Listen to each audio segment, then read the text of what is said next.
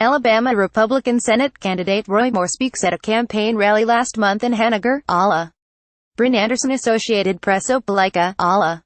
A couple of weeks ago, the three biggest newspapers in Alabama splashed the same tough editorial across the tops of their front pages.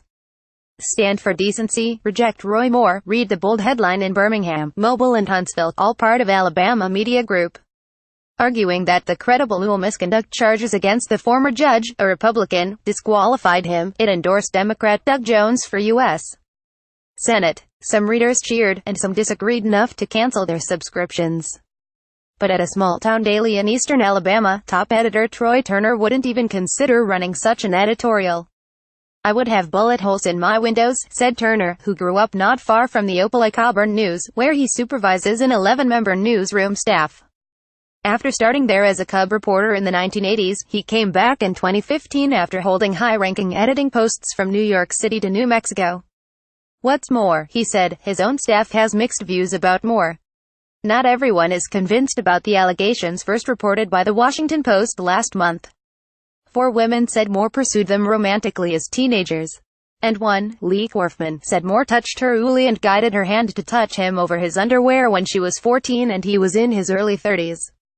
Still, this 12,000 circulation paper, which has won numerous statewide awards for excellence, has not ignored the issue. Instead, mindful of how people feel throughout conservative Lee County named after the Confederate general, it has taken a cautious approach.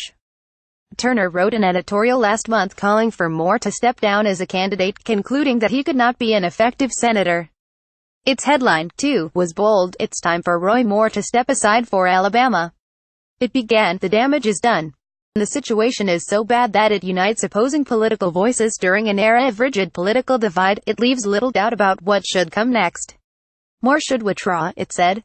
"It was one of the strongest stances the paper has taken," said Rex Minor, publisher of the News, which is owned by Berkshire Hathaway's BH Media Group and does not endorse candidates.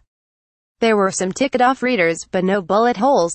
And the staff has found other ways to give voice to voters grappling with their mixed emotions. Most importantly, it provides a forum for sometimes contentious discussion. Many readers are dyed-in-the-wool Republicans and church-going Christians who can't countenance a candidate like Jones who supports abortion rights. Others are disgusted by Moore. People tell us that character is the main issue," said Richard Duke Moss, the paper's digital content coordinator and the former top editor of the Tampa Tribune, referring to an poll.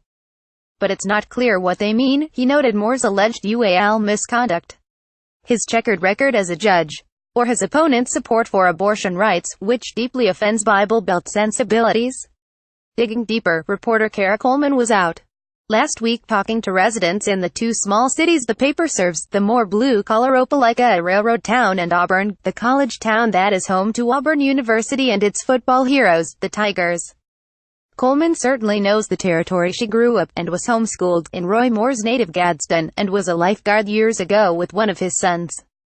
She has interviewed both candidates in recent months. Outside the Coffee Cat, a cafe near campus in Auburn, Bill Evans, a 41-year-old beauty supplies salesman, expressed a thought that seemed surprising even to him. "This is the first time I'm thinking about voting for a Democrat," Evans said.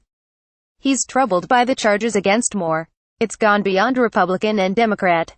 The paper uses its Facebook page as a forum for discussion. There, plenty of unshakable support for Moore turns up. "I never have and never will vote for a Democrat. I don't believe in this liberal hit job for one split second," wrote Nancy Gorman Andrews. And Laura Childs Jones referred to Jones as the liberal baby killer. One afternoon last week, the paper's Community Advisory Board gathered in a meeting room just off the newsroom, where rows of empty desks testify to the declining fortunes of the newspaper business and where inspirational quotes decorate the walls. "I disapprove of what you say, but I will defend to the death your right to say it." Voltaire, "What are you hearing from your neighbors?" Turner asked the group that includes a Baptist minister, a League of Women Voters representative, a local business consultant and others. They couldn't agree on much except that it is high time for Alabama to clean up its political act after a trifecta of embarrassments. The governor resigned last spring on the brink of impeachment. The state Speaker of the House was convicted on multiple felony charges and was ousted. And Moore himself has been twice removed from the Alabama Supreme Court for refusing to follow federal court orders. But, as the newspaper often hears from its readers, that might not matter on deck. 12. If the rest of the country said the sky is blue, Alabama would say it was green, wrote Nancy Strickland Hawkins on the News's Facebook page. Hell, responded James Claiborne, we'd paint it green. Whatever happens, the paper will try to reflect its readership. It won't shy away from providing some guidance, too. At the big papers, they don't go into the coffee shops and churches with their readers like we do.